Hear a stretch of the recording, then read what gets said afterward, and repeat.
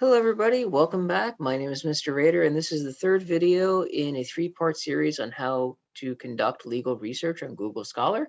This will be most applicable in participation in government for the amicus brief or the friend of the court brief for participation in government. In the first video, we looked at step one, where we looked at how to use Google Scholar to locate a court case and the appeals that led to the Supreme Court of the United States or SCOTUS case.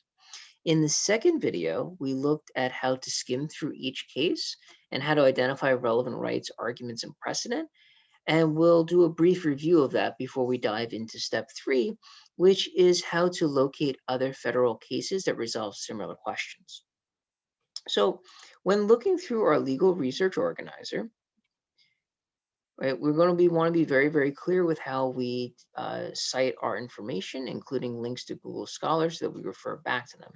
Now, in step two, if you remember in video two, we identified a series of searchable terms. And in particular, we're going to look at the electioneering communications term for identifying our cases in step three today. We took notes in our reflection. We also addressed the relationship between the constitutional right or characteristic of democracy and the question that the case brought to the court.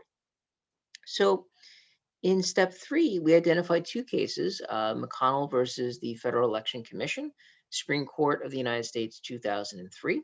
And we looked at the Federal Election Commission versus the Wisconsin Right to Life case that was also argued in SCOTUS in 2007. So as a brief review of step two, when you are doing research on Google Scholar, if you find a court case that is very, very long, so for example, the Citizens United versus the FEC case in 2010 is a very long document, using the search function can be very, very useful. On this screen, we can see that I press Control and F. And if you're using a Mac, you can press Command F, and that will allow you to actually search for terms on your page. So when I type in the word held, I can very clearly see all the arguments that the court used to make its decision in 2010, and it breaks it down into numbers and then subsections, so 1A, 1B.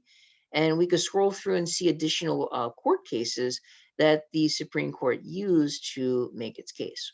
So in this lesson, we typed in electioneering communications into Google Scholar, and we can see it brings up both the original case, Citizens United versus the FEC, and we can also see the two additional cases that I used, McConnell versus Federal Election Commission, and Federal Election Commission versus Wisconsin Right to Life.